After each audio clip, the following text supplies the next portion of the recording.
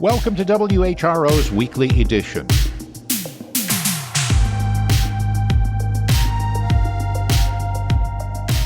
I'm Doug Boynton. In this week's program, a lot of land is set aside at Back Bay National Wildlife Refuge to build a new marsh habitat. Reporter Vicki L. Friedman sat down with the bluegrass band Mipso for a conversation ahead of their May 28th concert at the Virginia Arts Festival. And WHRO military reporter Steve Walsh details how successful military Tik Tok creators are dealing with the app's potential shutdown in the U.S.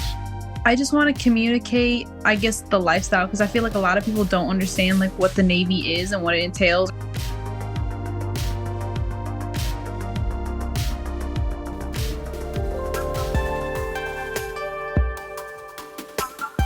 It's WHRO's Weekly Edition. The city of Virginia Beach will transform 40 acres of marsh habitat at Back Bay National Wildlife Refuge, and as WHRO's Catherine Hafner reports, it will be the first project of its kind on the East Coast. The marshes of Back Bay provide crucial wildlife habitat and slow down waves that cause flooding. But rising waters are now overtaking the marshes. When strong winds blow in from North Carolina, and it's just pushing all this water up, and it's just eroding away the existing marshes. That's Christina Searles with the city of Virginia Beach. They're working to restore the area using what are called marsh terraces, built with a base of sand and topped with soil and plants. Searles says they're making 41 of these terraces to fight erosion. They look like smaller islands and kind of in a chevron shaped, strategically put throughout this massive area. Gulf states have used the strategy for years, but Virginia Beach will be the first to try it along the Atlantic. The city expects the project to cost up to $50 million. Catherine Hafner, WHRO News. Army families at Fort Eustis are staying connected as they await news on the PEER mission to Gaza. WHRO military reporter Steve Walsh reported the story. The U.S. project to build a floating pier to deliver aid to Gaza has been stalled by weather at least for a week. The families of more than 500 soldiers and sailors from Hampton Roads can only wait. Kelsey Napier's husband is deployed, and she's also the coordinator for the local Army families. Watching the boats go off was a huge, amazing thing to watch, and the camaraderie that everybody has between even just the spouses and families, but the service members themselves. They have a great team, and they have each other's backs.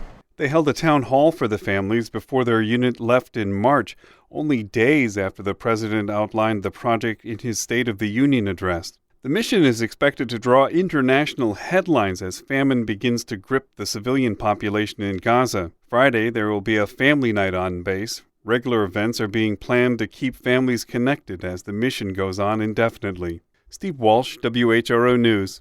The organization that tracks residential real estate in Hampton Roads says the market is showing signs of increasing life in April.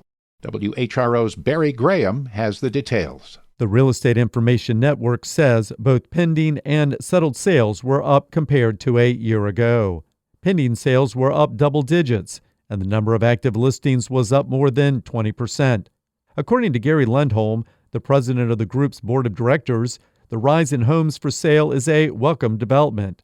He believes that this increase provides home buyers with a wider range of options, increasing their chances of finding the perfect home.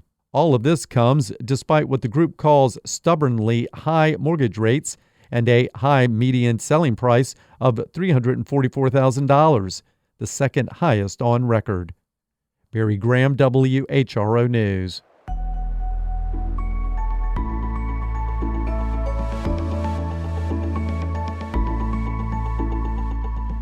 The Department of Veterans Affairs has expanded access to fertility treatments, reversing a decades-old policy that blocked in vitro fertilization for unmarried, single, or LGBTQ veterans. But many vets still face another obstacle. They're required to prove their military service caused their infertility. Desiree Diorio reports for the American Homefront Project. Before her son was born, Amber Bowman went to 3 fertility clinics, took hormones for 5 years, met with specialists, and tried a variety of treatments. It got to the point where, my hair was starting to fall out, and it was just really hard on my body to continuing to do this. But Bowman, a Marine Corps veteran, and her partner, Peter Folsom, were limited in the kinds of fertility treatments they could use. The VA wouldn't pay for the treatment their doctors recommended. Every step of the way, my doctors were like, we suggest IVF. You should be doing IVF. And I was like, okay, but that's not covered. That's because she and her partner of almost a decade never formally tied the knot. Under the old rules, the VA excluded veterans from in vitro fertilization if they were unmarried or LGBTQ. Because IVF would cost them more than $20,000, Bowman decided to stick with hormone therapy, despite the toll it was taking on her body. That's when she got a surprise. We got the hormones in the mail. I took a month off because obviously those hormones were horrific. So I was like, I just need a month to not be on them. And that's when we got pregnant. Her son is now 2 months old, and she wants to get pregnant again. Yet, even though the VA has reversed its rule and now allows unmarried and LGBTQ veterans to access IVF treatment, Bowman and Folsom have hit another obstacle. The VA will only pay for IVF if a veteran's fertility problems are from a service-related injury. In Bowman's case, doctors can't determine the cause. They could not tell me why I wasn't getting pregnant, what was wrong. They couldn't pinpoint anything. The National Organization for Women has sued the VA in federal court to remove the restrictions. Grace Sullivan is with the Reproductive Rights and Justice Project at Yale University Law School. She represents Now NYC. Almost all of the members of Now NYC who were discussed in our complaint and amended complaint are harmed by the service connection piece. Some members were previously excluded because they were in a same-sex relationship or were unmarried, and now they're still excluded because even though those barriers have been removed, they still can't prove they have a service-connected disability. Sullivan called the service connection requirement insurmountable. 15% or more of infertility is unexplainable, not to mention the fact that much infertility is caused by things that are certainly related to service, like age when you're able to start having a family after getting out after many years of service. But that's not necessarily going to be something that a doctor will call service-connected for infertility. A 2018 survey by the Service Women's Action Network found female service members grappled with infertility at more than 4 times the national average. But the research is scarce on why. Amber Bowman, the Marine vet, says she's grateful for the VA's efforts to help her conceive, but still wishes she had access to IVF. Obviously, I'm really happy that they removed that marriage requirement because it did feel like if for some reason we did find a loophole to qualify for IVF, that we were going to be forced to get married if we wanted to use it. Bowman says she and her partner have decided they'll keep trying to get pregnant for 2 more years. By that time, she'll be 38 and hopes they'll be a family of 4. I'm Desiree DiOrio.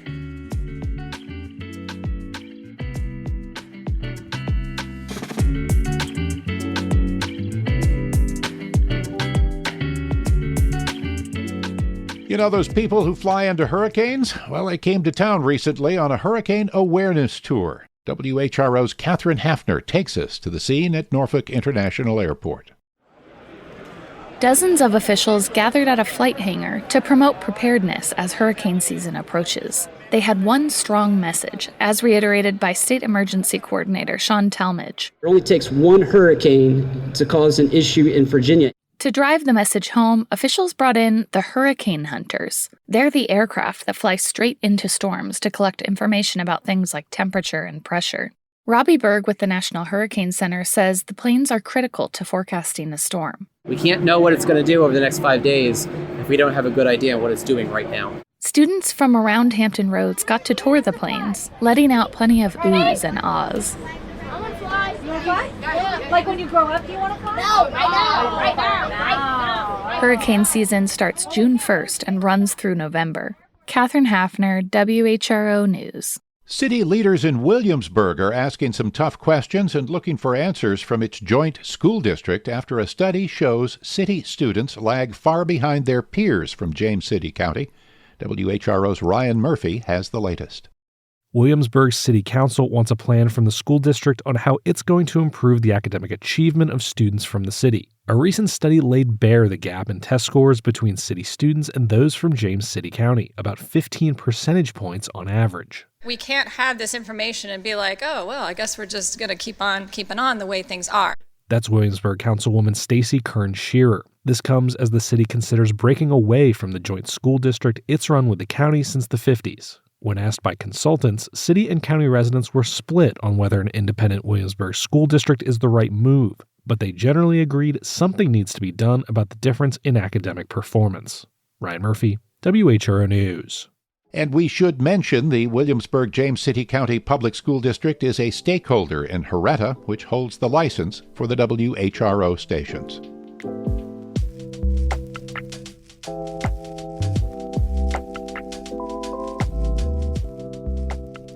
The bluegrass band Mipso is performing in Norfolk on May 28th as part of the Virginia Arts Festival. Vicki L. Friedman sat down with guitarist Joseph Terrell to discuss what folks can expect. Joseph, thanks for talking with us. Mipso has played in Norfolk many times, including twice at the Virginia Arts Festival. Could you touch on your affinity for both the festival and Norfolk? Are there any specific memories from playing in Norfolk that really resonate with you? Yeah, the festival has been a beautiful place to play, and we knew very little about it the first time we went there. The first time we played Norfolk was at a house concert series, which was one of the best in the country and one of the best we've ever played.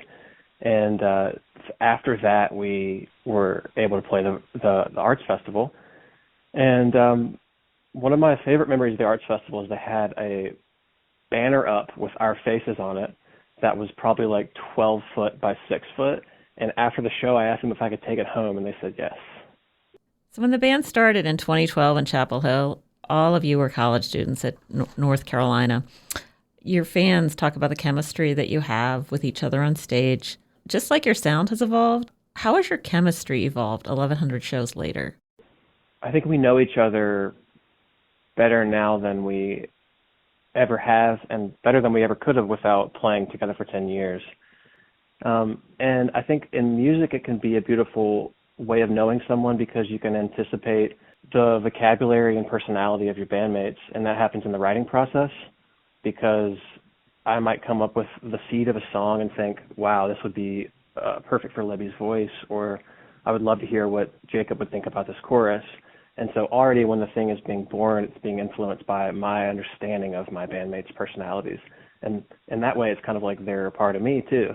What's going to be a little different with the band kicking off its tour in Norfolk? We're super excited to have good friends joining us this summer who are kind of making the summer feel like full and collaborative and fun. And that includes Viv and Riley, who are an amazing duo who live in Durham, North Carolina as well, rooted in old time, but just great songwriters and great instrumentalists, as well as Issa Burke, who is a member of the band Lula Wilds and plays with the Mountain Goats and many other great bands. She's a great fiddle player and songwriter and singer too. We're really glad that Libby can take some time, and we're really glad that we've got some great friends that can fill in and make the summer feel super fun and full.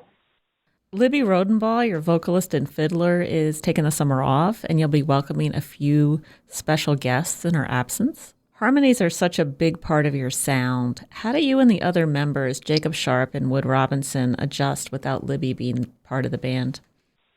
It'll be different, but we sing songs where all four of us sing harmonies all the time already. I think we'll know each other well, and we'll sing together well as we always do. I also think that, we're really like a collective, and we're a unit, and it's still going to be a Mipso show. It's still going to feel like it's the band that's played together. Before we get into the album you released last August, I wanted to ask you about your new single, Green Jesus. Talk a little bit about how that song came to be, thanks to your green thumb, and how audiences have responded to it. It really comes from a genuine place. I think I grew up in a DARE environment, like the program that they do with kids, meaning drug abuse, resistance, and education. A sort of just say no, Reagan-era holdover. And I got really disillusioned about that after a while, but I realized that I really did grow up thinking that marijuana was bad and that it was evil. And I think it's a really beautiful drug. I think it helps me to pay better attention to my life around me, and it helps me to be more empathetic, including to myself. So I felt like once I realized that, it was fair game for writing songs, and I'm glad that one came out. I'm comparing it, I think, to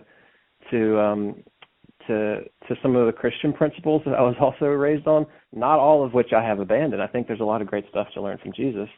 And, I don't think it's too much of a stretch to say that whereas, if we could compare them, whereas I think alcohol in general makes people slower and dumber and more violent, I think marijuana makes people in general a little closer to the teachings of Jesus.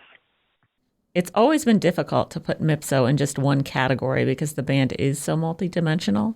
With influences, you've got Appalachian and bluegrass and folk, rock, even jazz. Your latest album, Book of Fools, expands on all of that with some new sounds, the vibraphone, the moog. Talk about how that album came together. Yeah, we recorded this new album, Book of Fools, in Oakland, California. And it was the first time we recorded all to tape. And I think people hear musicians talk about that, and it sounds a little bit like inside baseball. It's kind of a wonky differentiation. But the point of doing it to tape is that we weren't making minute edits to every little decision. We were simply, as it used to only happen, playing together in a room as a band, which meant it really depended on the chemistry that we had together and our knowledge of each other and our ability to really play stuff live in a way that feels good. And we actually intended to make our most acoustic record in a while. We got together and I had a bunch of tunes that felt like a little bit more bluegrassy and a little bit more acoustic, and it felt like maybe this would be a fun time to kind of get back to our roots in a way and just do an acoustic thing again. We should mention here that the Virginia Arts Festival is sponsored in part by WHRO Public Media. WHRO's Vice President of News, Maurice Jones, chairs the Virginia Arts Festival Board of Directors. WHRO CEO and President Bert Schmidt is a member of the Arts Festival Board.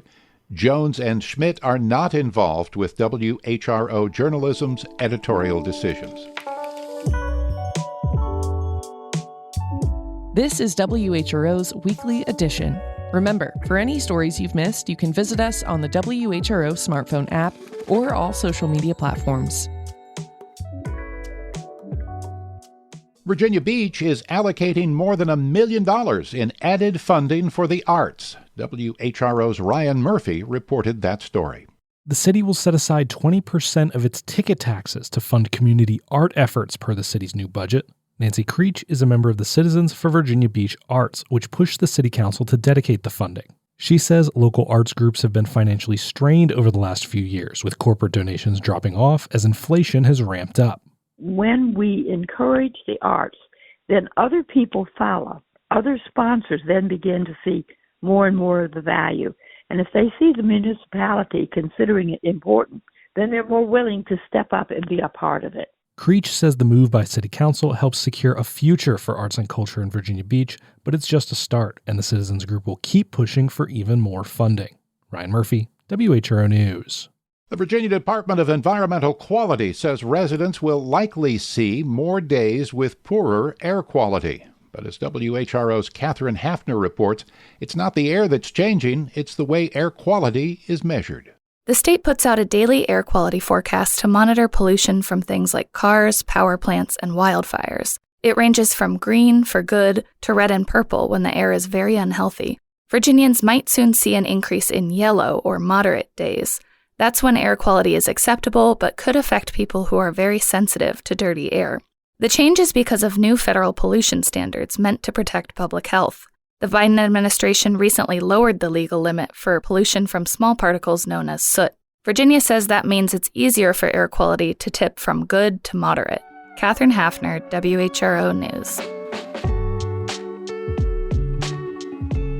Even though the Pentagon said last year that Tik Tok should not be on government phones, some military service members still have successful followings on that app. WHRO's Steve Walsh reports. Vanessa Richards is a culinary specialist on Naval Station Norfolk. She's also the mother of a small child. On TikTok, she's known as government-owned mama. So for this, it will depend on what your command is and where they put you at, but on a typical day-to-day basis on a ship, a CS will work about 16 hours in a galley. Richards has over 600,000 likes spread out over dozens of videos. She posts when she has a spare minute, including during breaks while she's on duty. The posts cover makeup tips, being a working parent, and life in the Navy. I just want to communicate, I guess, the lifestyle, because I feel like a lot of people don't understand like what the Navy is and what it entails. Or some people like, I can never do it because this, and this. And I'm like, no, it's not always like that. Richards is one of dozens of creators from different branches of the military who post regularly on TikTok. Collectively, they're known as MilTok. They soldier on as the government takes steps to ban the app.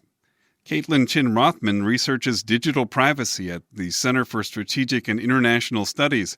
She says Congress is concerned about the amount of personal data TikTok is collecting. Lawmakers have also cited a concern that because TikTok's parent company, ByteDance, is based in China, TikTok could either transfer sensitive personal information to the Chinese government, or the Chinese government could potentially control TikTok's algorithm. But Chin Rothman says privacy concerns extend far beyond TikTok. The Chinese government doesn't actually need TikTok in order to collect personal information. We have many mobile apps or many other types of companies collecting and sharing personal information. So a lot of this information actually is very widely available out there. Here's a list of some lies you might hear in the military. Look, I know you stayed late yesterday, but we're going to get you your time back, I promise. It's a lie. Run. Army Sergeant First Class Johnny Vargas posts on Instagram and YouTube, but he has a larger audience on TikTok as Viva la Vargas. A lot of my chain of command follows me because they like the content. They think it's hilarious. Stationed at Fort Cavazos, Texas, Vargas uses TikTok as a second income. He's aware of the controversy, but he continues to post as long as it's allowed. There's a couple people that assume that just because I wear a uniform, I don't have the freedom of speech or I don't have the right to an opinion. And everyone does. The Bill of Rights is still the Bill of Rights, no matter what you're wearing, as long as you're an American. MilTok has been an outlet for serious discussions of military sexual assault, mold in the barracks, and toxic leadership. Individual recruiters pop up, but most of the engagement comes from troops sharing their own experiences. Vargas will talk about VA home loans and issues with pay. Things that are controversial or unpopular will also get kind of big, but the stuff that kind of stays steady is just, honestly, your silly skits. It's been a tool for demystifying military service. The official commands were supposed to leave TikTok last year when it was banned from government phones, but the app remains valuable to the military, says Vanessa Richards, the sailor who's stationed in Norfolk. I feel like it just appeals to the younger generation because now the younger generation's on TikTok. I feel like nobody's on, I think they call it X now. I feel like nobody from the younger generation is on there anymore. Now it's the TikTok Reels or the Instagram Reels. The Pentagon says the app is not allowed on government phones or computers, but there is no policy prohibiting the use of TikTok in a personal capacity, at least not for now. Steve Walsh, WHRO News. You've been listening to WHRO's Weekly Edition. We had help today from Catherine Hafner, Ryan Murphy, Barry Graham, Steve Walsh, Vicki L. Friedman, and Michelle Hankerson. Also Desiree Diorio with the American Homefront Project and Connor Worley, who produced today's show. A reminder, you can always catch full episodes on the Weekly Edition podcast feed, and you can get news updates at WHRO.org, the WHRO Reports podcast feed, and on the WHRO smartphone app. For all of us at WHRO and WHRV, I'm Doug Boynton. Stay safe. Be well.